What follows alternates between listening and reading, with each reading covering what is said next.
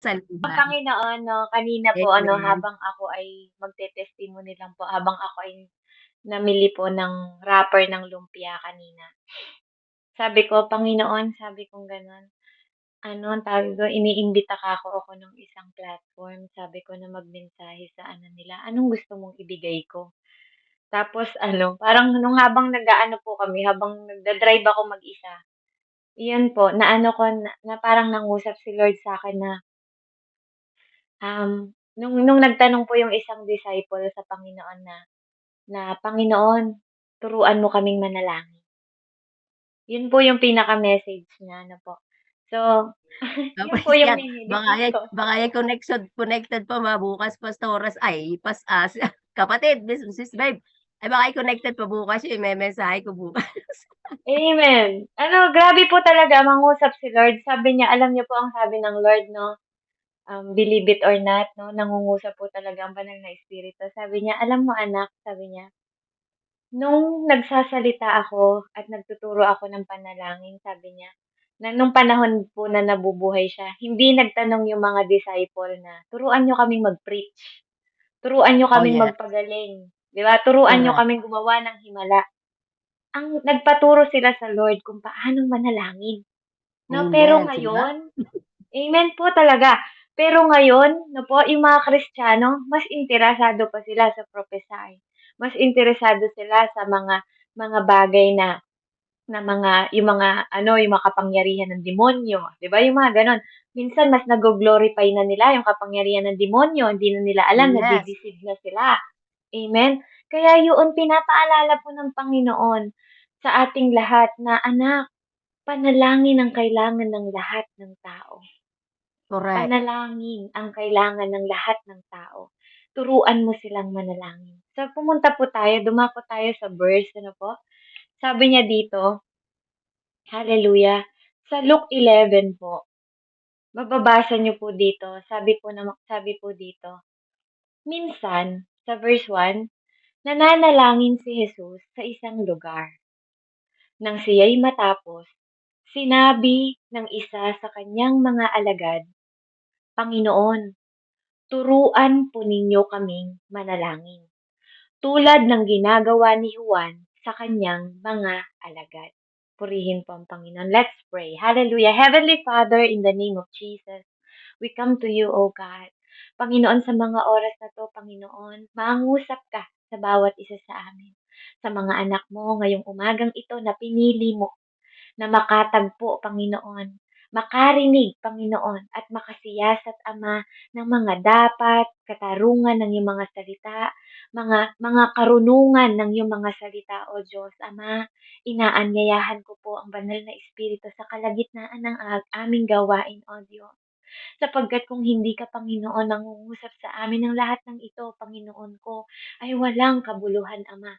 Kaya naman sa mga oras na 'to, Panginoon, kasangkapanin mo ang iyong lingkod, O Diyos. Hugasan mo ako, Panginoon, sa aking mga kasalanan. Linisin mo ako, Panginoon, ng aking mga puso, Panginoon, isip, Panginoon, at patawarin mo ako sa lahat ng aking nagawa.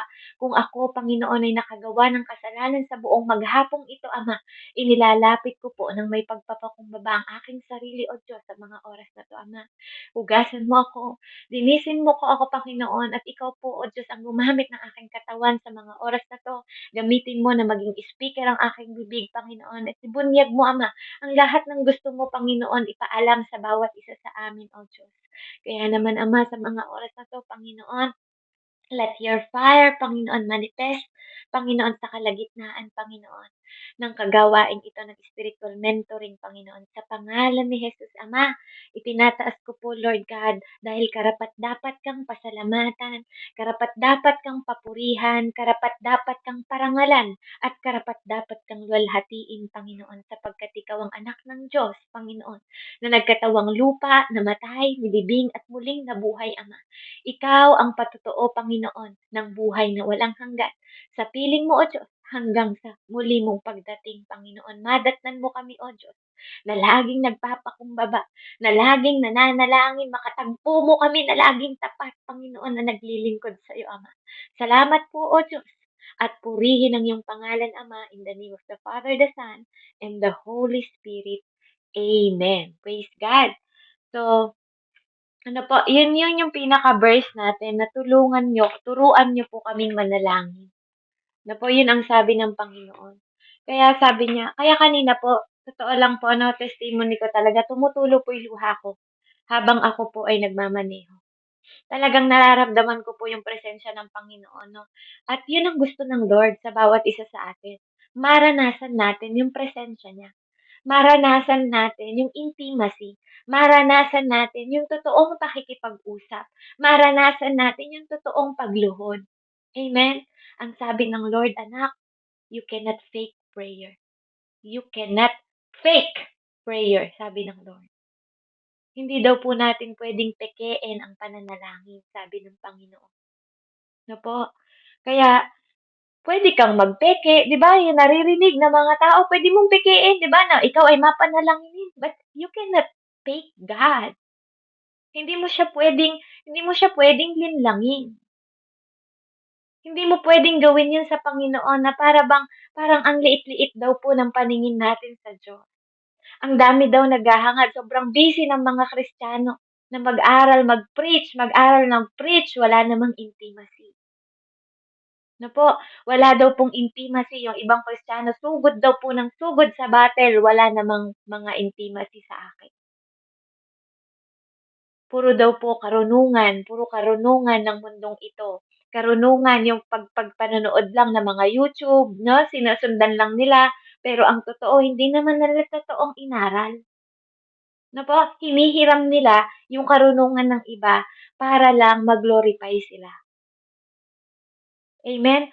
Alam niyo po, ang sikreto po ng lahat ng katagumpayan sa mundong ito, it begin in prayer. It begin in prayer. Everything begin in prayer. Nung tumanggap tayo ng salvation, amen? Saan tayo nagsimula? Sa prayer. Alam niyo daw po ba na ang prayer po yun ang unang humility na nakikita ng Panginoon sa isang tao. The beginning of humble heart is when one man talk to God. Doon daw nakikita ng Lord ang humility. Sabi niya po dito, sabi nga po, di ba, yung mga alagad noon, hindi nila hiningi, Lord, turuan mo kaming mag-preach katulad ng pagpapahayag mo, ng pagtuturo mo. Hindi sila humingi ng ganong paraan. Si Lord po, sabi ng Panginoon, anak, hindi mo ba napapansin doon sa mga binabasa mong mga salita, sa mga salita ko? Sabi niya, I have my personal intimacy sa tatay ko. Meron siyang personal na secret place na siya lang at ang tatay niya. Amen? Ang nakakapag-usap. Never pong nagdadasal si Lord na kasama yung mga alagad. 'Di ba? Unless the time na nag-ask sila na turuan niyo po kaming manalangin. Kaya nga sa bundok, 'di ba, tinuro niya yung ama namin. And this look, 'di ba, sinabi din niya dito na yung kasunod nun kung babasahin niyo, ganito dapat manalangin. Inuna niya yung ama namin na nasa langit ka. Sambahin ang ngalan mo, no? Kaya daw po umakyat si Lord sa bundok, no? Ang ano ng Lord kasi yung place. Yun yung secret place niya. Yun yung secret na nararanasan niya. Yung parang ang lapit-lapit niya sa langit. Tingnan niyo po, lahat ng mga ano ni Lord, nangangaral siya sa bundok. Maaga siyang gumigising, madaling araw pa lang, umakyat siya sa bundok. Amen? Tayo po, hindi na tayo umakyat sa bundok ngayon. Sino umakyat sa bundok ngayon para lang manalangin? Amen? But God wake up early morning para umakyat sa bundok. Kasi mas closer siya. Feeling niya, pag sa bundok daw po siya, mas close siya sa tatay niya. That is the love. Number one po na binigay ng Lord. Kapag ikaw daw ay mapanalanginin na tao, you love Him. That is the first reason why you pray is you love me. Sabi ng Lord. O, diba? Kaya, alam niyo po ba na napaka ng prayer? Napakalawak ng kayang kainin ng prayer. No? Kung gusto mo lahat matutunan, 'di ba? Yung sa devotion mo, meditate mo, malayo ka sa temptation. You only have to do is to pray, to pray. Kapag nagdadasal ka, napapalapit ka sa Diyos. No, ang unang reason ng Lord kaya daw siya nagdadasal sa Ama kasi mahal niya yung Ama.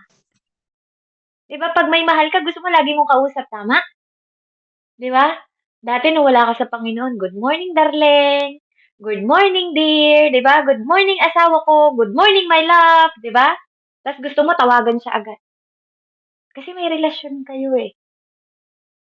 Amen? Yun yung nararamdaman ng Lord.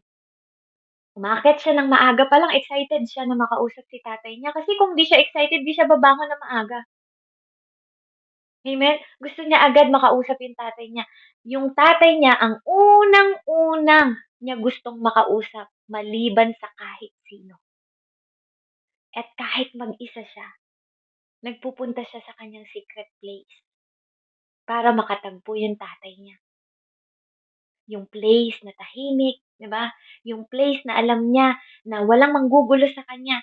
Yung place na alam niya na kasama rin niya yung mga nilalang nila, 'di ba? Yung mga nature, yung tahimik na lugar na nandun yung peace, 'di ba? Yung presence.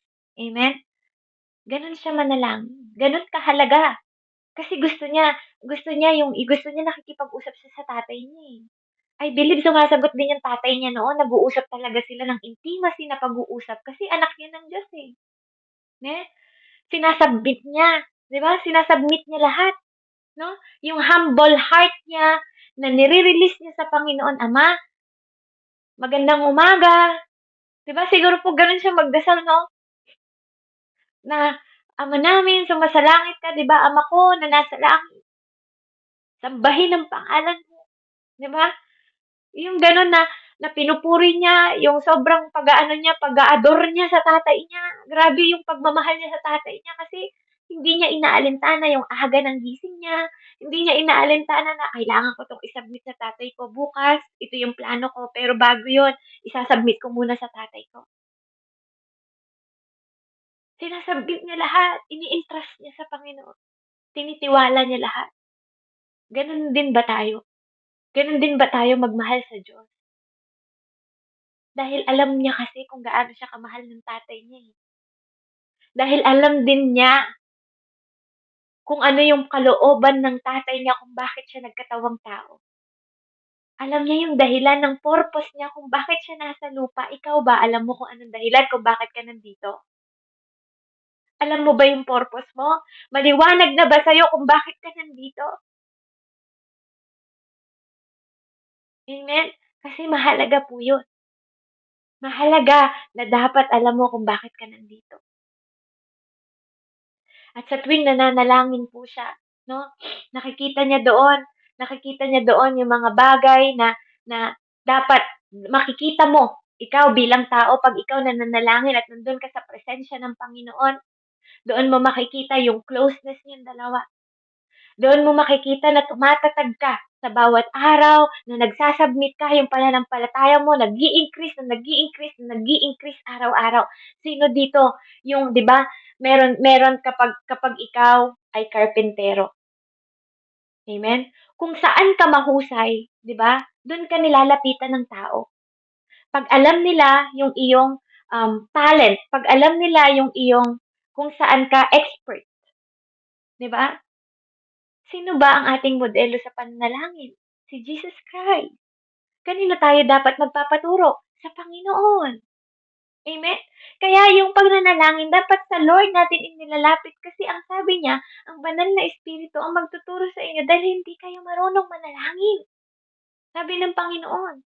And the Holy Spirit is God. Amen? Roman 8:26. Hindi tayo marunong manalangin. Ang Diyos ang magtuturo sa atin. Pray in the Spirit, sabi ng Lord. Kasi you cannot connect in the Lord kung nasa laman ang ano mo. 'Di ba? Ang mind mo pag nasa laman, you cannot connect in the Lord.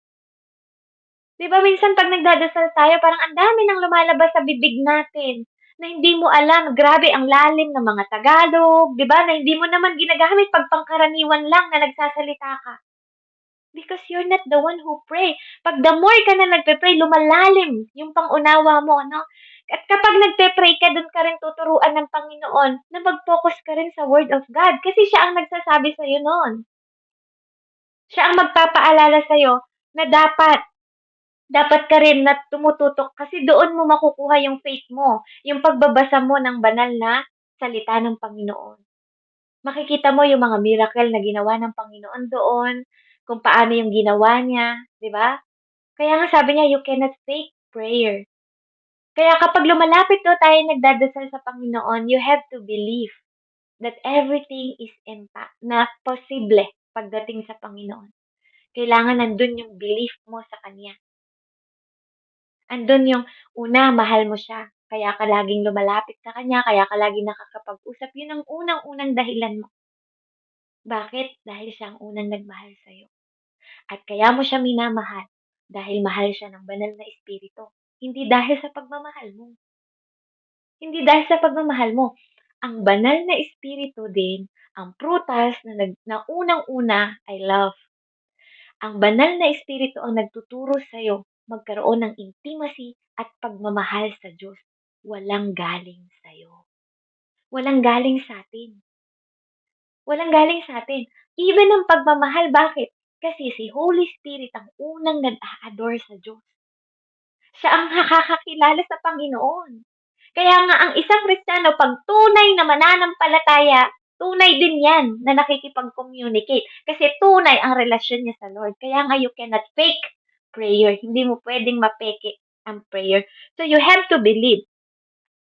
Kasi, bakit? Kasi ang prayer, kayang-kaya, maniniwala ka na kayang-kaya, no? Nananampalataya ka na kayang-kaya niyang palitan yung sitwasyon mo ng positibo sa lahat ng paraan, sa lahat ng bagay, sa lahat ng sitwasyon. Kasi andun yung positive think mo na alam mo na Diyos siya, mabuti at masama yung sitwasyon ng kalagayan mo, anuman ang solusyon, anuman ang resulta na ibibigay ng Diyos, asahan mong mabuti yun para sa'yo. Bakit? Nagkaroon ka na ng intimacy eh. Alam mo na eh, kinilala mo na siya eh. Amen? Kaya alam mo sa sarili mo na kahit anong gawin niya, di ba? Na-exercise na rin yung behavior mo. When you believe, sabi ng Lord, the more kang naniniwala, the more kang lumuluhod. The more kang naniniwala, the more kang nagsasabi, the more kang consistent sa prayer, the more kang kumakatok sa pinto ng Diyos kasi sabi ng Lord, keep asking, keep knocking, di ba? Sabi niya, kung yung mga amang nga daw dito sa lupa na masasama, kaya magbigay ng mabuti, ako pa ba na ama mo sa langit? Sabi ng Lord, tuwing nagdadasal tayo ng consistent and persistent prayer, di ba? Hindi, it doesn't matter kung ano yon ang tawag, paulit-ulit na prayer. Hindi po ganun yon. Amen?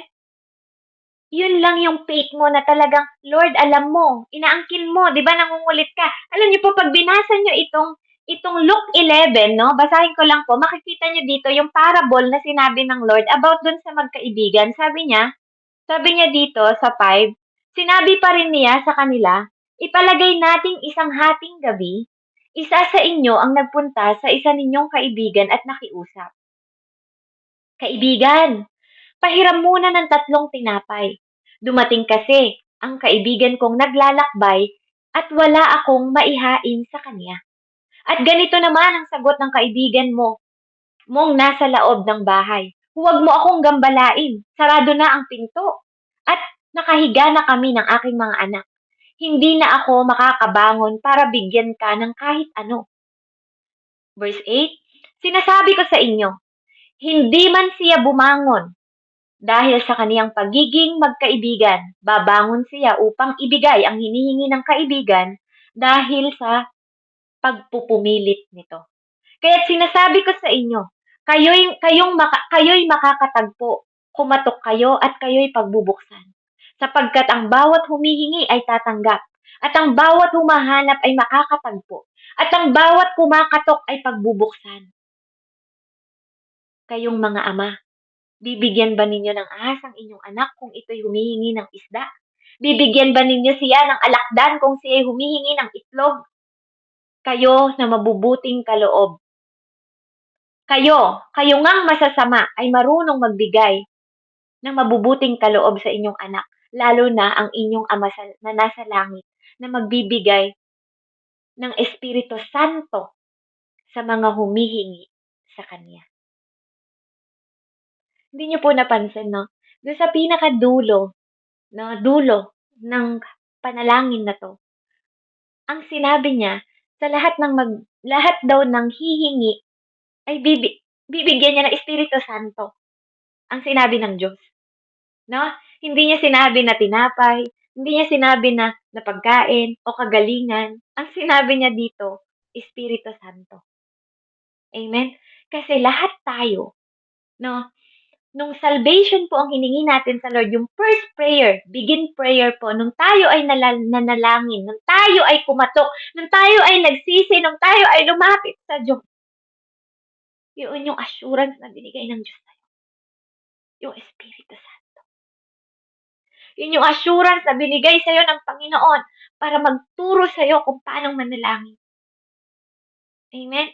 Yung Holy Spirit, ang regalo ng Lord sa bawat isa, na humaharap sa Kanya sa tuwing nakikipag-usap ka, nagkakaroon ka ng intimacy sa Lord, ang Holy Spirit ang kaisa sa'yo, ang nakakaisa sa'yo. Amen? So, napakahalaga, no? Napakahalaga nung sinimulan mong pagre-repent, napakahalaga nung sinimulan mo na pagsuko, amen?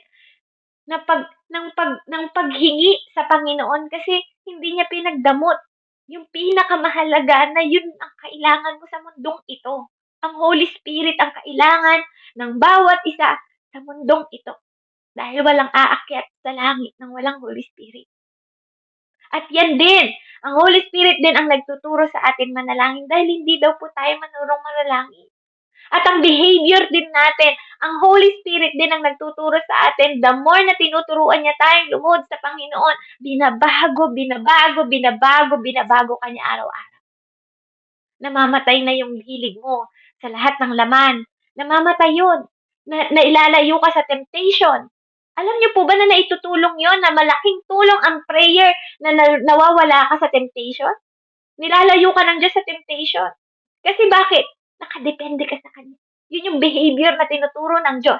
Kapag marunong ka manalangin, nakadepende ka sa Diyos. Amen? Kapag yun ang hiningi mo, yung prayer, di ba? Lahat, isubmit mo sa Kanya. Lahat ng kaguluhan ng buhay mo, lahat ng sitwasyon ng buhay mo, doon din tinuturuan sa pamamagitan ng panalangin ang behavior ng isang tao kung bakit daw po sila nagbabago, kung bakit tayo nababago araw-araw.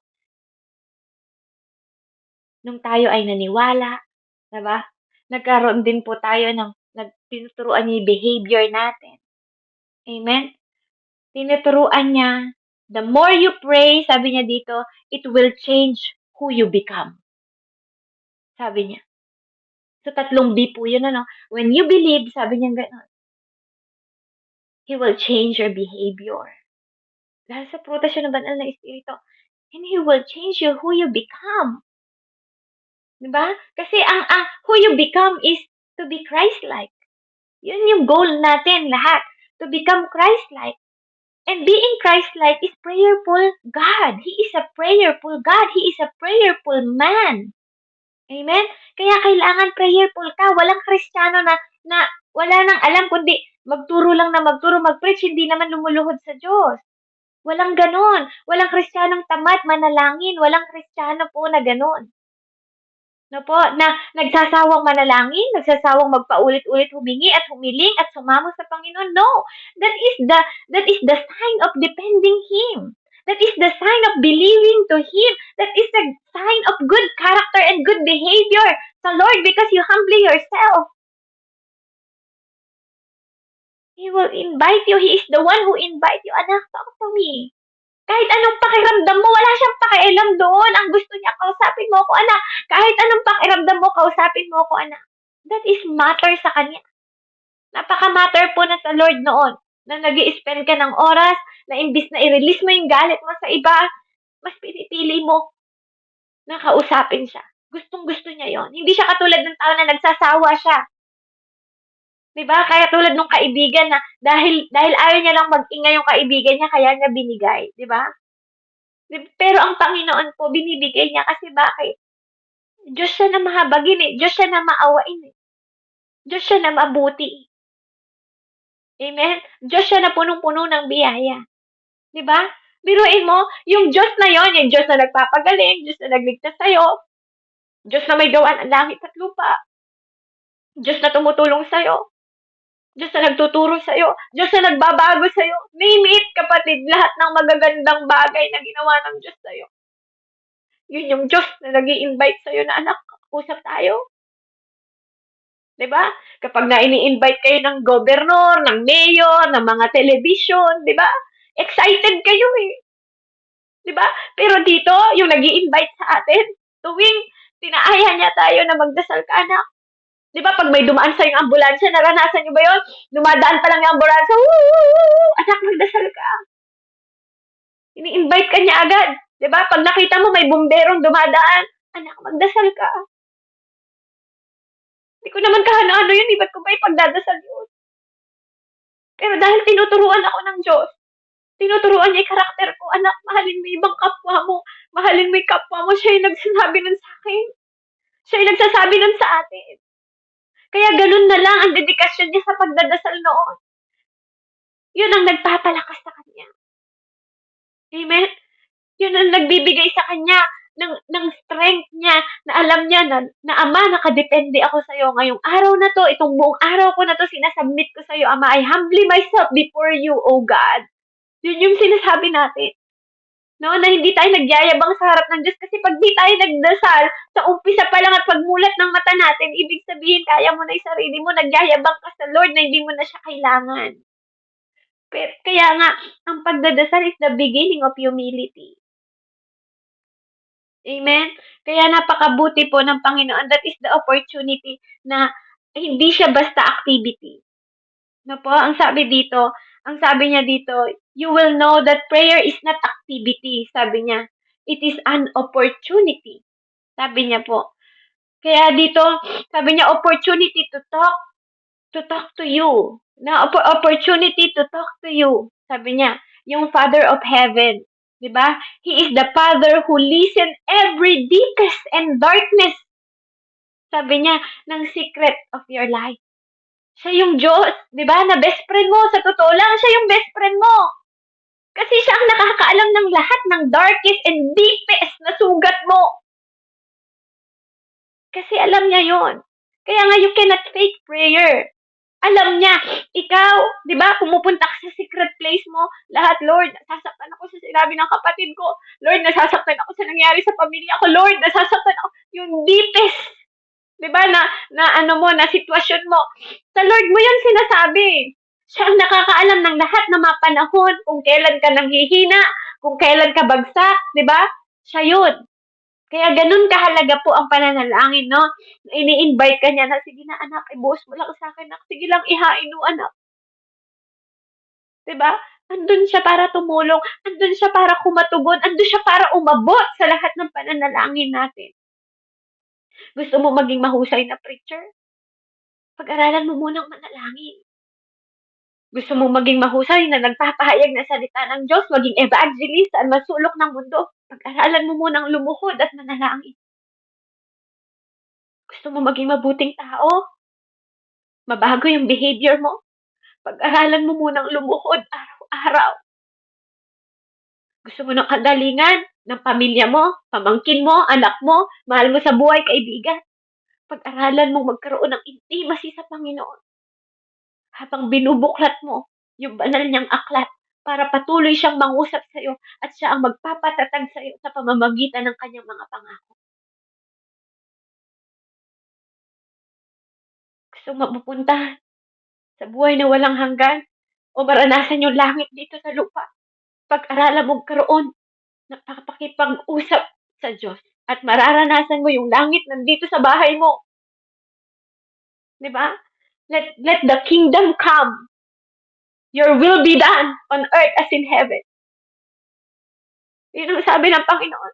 Kapag kilala mo ang Diyos mo na pinapanalanginan mo, para ka nakatira sa langit kahit nandito ka pa sa lupa. Ganun yung ipaparanas sa'yo ng Panginoon. Kahit na maraming pagsubok, ipaparanas niya sa'yo yung kapayapaan.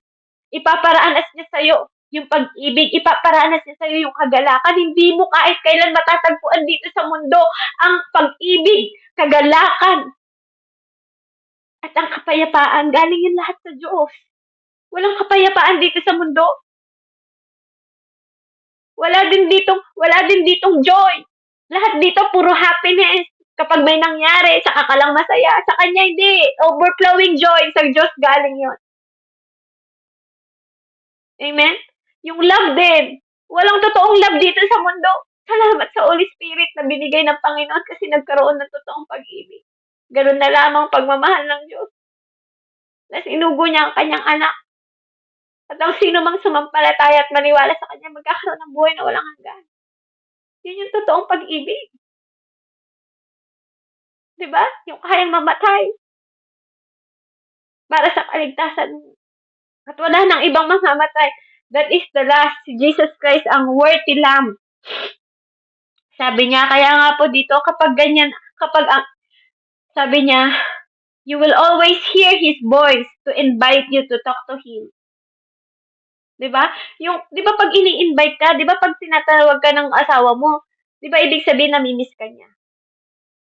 Kaya, yun din si Lord. Kapag tinatawag ka niyang manalangin, gusto niya kausapin mo siya. Kapag ganun daw ang naging tingin mo sa Panginoon, yung pagmamahal mo sa Kanya, yung intimacy mo sa Kanya, tapos yung lagi mo siyang naaalala, namimiss, di ba?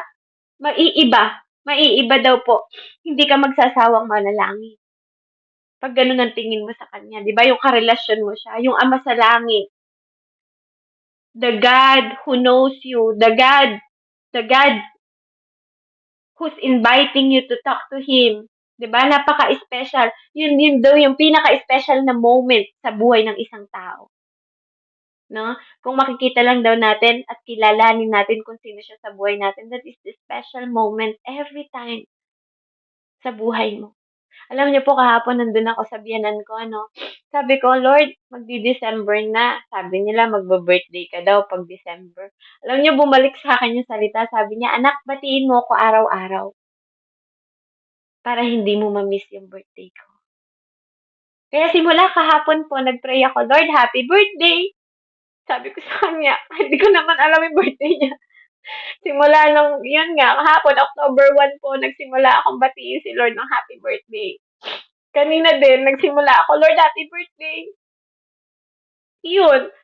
Diba? Para hindi ko ma-miss yung birthday niya. Kasi wala naman talagang nakakalam ng birthday ng Lord eh. Pero yun yung ni-remind niya sa akin, anak, batiin mo ko araw-araw ng happy birthday para hindi mo ma-miss yung birthday ko. Napakabuti po ng Panginoon. Dapat ma-appreciate natin yung presensya niya. When you pray to the secret place, sabi niya, yun daw yung heaven extension mo. Yun yung magiging heaven extension mo. Sabi niya, yung lugar na kung saan, sabi niya, nananalangin ka na hindi lang siya basta kwarto mo. Hindi lang siya basta closet mo. Hindi lang siya basta opisina. Yun yung nagiging extension ng langit sa'yo. Dito sa lupa. Yung secret place mo, kung saan ka nakikipag-battle ng panalangin mo. Yun yung extension ng langit sa lugar ng bahay mo. Kaya po, sabi niya dito, mararamdaman mo ang langit na pinaparanas sa'yo ng Panginoon at magkakaroon ka ng overwhelm. No? Sabi niya, you don't have to go to heaven first. Ang kailangan mo lang, pumunta ka sa secret place mo. Have a secret, intimate time para sa Kanya. At yun, mararamdaman mo that here's the heaven comes right at your home. Sabi po niya. At ang isang tao daw po na mananalangin, na mapanalanginin, sabi niya, anak, tandaan mo to. Lahat, sabi niya, ng mga taong mapanalanginin at dumedepende sa akin. Bawat pagtayo ng tuhod nila, victorious. Sabi po ng Panginoon. Ang tao daw pong mapanalanginin, bawat pagtayo ng tuhod nila, sabi niya, victorious. Napakabuti po ng Panginoon. Kaya alam niyo po, huwag nating hangarin masyado yung mga, yes, it is part of the gift.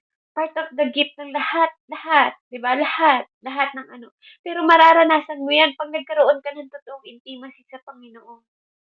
Ang Diyos po ang magtuturo sa atin. Kaya makipag-battle muna tayo through prayer. Lagi tayo pong humingi, sumamo sa Panginoon. Huwag nating kinatatamaran. Kasi yan ang secret ingredients po ng isang mananagumpay na Kristiyano. Kapag prayerful ka, warrior ka. Kapag prayerful ka daw, victorious ka. Amen. Kaya purihin po ang Lord. Hallelujah. Nawa po na-inspire kayo at lagi niyong asamin. Lagi nating asamin na kausapin ang Lord. Lagi natin siyang asamin kung paano niya tayong namimiss. Wag nating katamaran. Wag po nating katamaran. No po, na laging kausapin ng Panginoon. Kasi nga, di ba, pag tayo hindi kinakausap ng mga asawa natin, nagwo-worry din tayo, di ba? Ganun din siya, no? May mga, namimiss niya tayo. Namimiss niya tayo kasi kung mahal mo yung mga mahal mo sa buhay, no? Mas higit silang mahal ng Diyos kaysa sa pagmamahal mo sa kanila. Kaya ipagkatiwala natin lahat ng ating sitwasyon, katayuan, posisyon, amen, sa Panginoon po. Tayaan natin ang Panginoon po ang tumulong sa atin, maging dependent natin, maging dependent tayo sa Kanya, maging sandata natin, 'di ba? Yung mga salita niya, yung mga pangako niya. No, kasi kailanman po, ano man ang maging sagot ng Panginoon sa ating panalangin, ang lahat ng iyon ay mabuti. Kasi siya ay mabuting Diyos, no, mabuting Ama, mapagmahal, maawain at mahabagin, at higit sa lahat, banal. Kaya luwalhatiin po ang pangalan ng Panginoon. Hallelujah, kasama ng banal na Espiritu. Let's pray. Thank you, Panginoon. Salamat po, Ama, sa mensahe mo, Panginoon ko.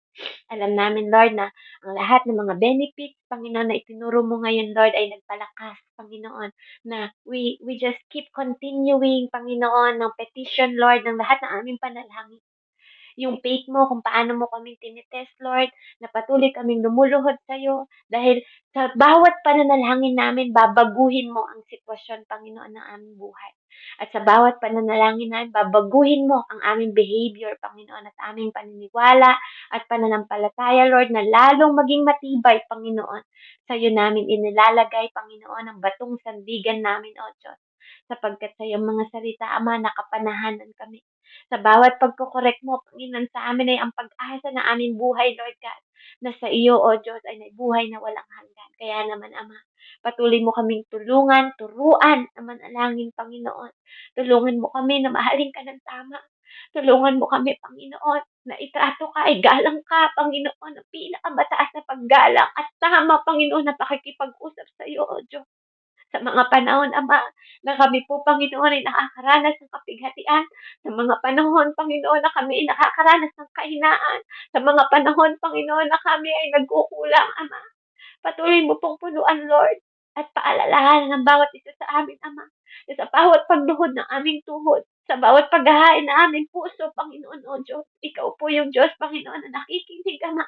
Hindi ka lang nakikinig, Panginoon. Andun ka rin na tapat, Panginoon, nakakatugon sa lahat ng aming mga pangangailangan sapagkat tapat ang nangako sa amin, Panginoon. At ang lahat, Panginoon, ang ginagawa namin ay patuloy mo kaming patnubayan, gabayan, Panginoon, sapagkat Ikaw, O Diyos, ang aming pag-asa, Ikaw, O Diyos, ang aming sandigan, Panginoon. Ikaw ang Diyos, Panginoon, na magbibigay sa amin ng buhay na walang hanggan, Panginoon. Ikaw ang Diyos, Ama, nakakaharapan namin, Panginoon. Patuloy kami magsasabik sa iyo, Panginoon, sa lahat, Panginoon, na aming mga ginawa dito sa lupa sa panahon, Ama, na Ikaw ay dumating, Panginoon. Madatnan mo kaming laging tapat, O Diyos, na naglilingkod sa iyo. Madatnan mo kami, Panginoon, na laging may takot sa iyo, Panginoon, na madatnan mo kami na laging humingi ng kalakasan sa iyo, Panginoon. Ama, purihin ang iyong pangalan, dakilain ka, luwalhatiin ka, O Diyos, ang iyong banal na anak na si Jesus. Salamat po sa banal na Espiritu, Panginoon, na patuloy na nangungusap sa amin. Salamat na pinili mo kaming habitat, Lord. Salamat na pinili mo kami maging templo. Salamat sa kalakasan, Panginoon, kung bakit kami nandito at nagpapatuloy, Ama, sapagkat kung sa aming sarili lang kakayahanan, O Diyos, Kami po ay matagal nang sumuko. Kaya naman, Panginoon, purihin ka, Panginoon, sa lahat po ng pagmamahal na ibinuhos mo, awa mo, Panginoon. At ang kalwalhatian mo at ang bumubuhos mo walang hanggang biyaya at grasya sa aming lahat. Salamat, Panginoon. Sa iyo po ang papuri, pasasalamat at pagsamba sa matamis na pangalan ni Jesus. Amen and amen. Glory to God po.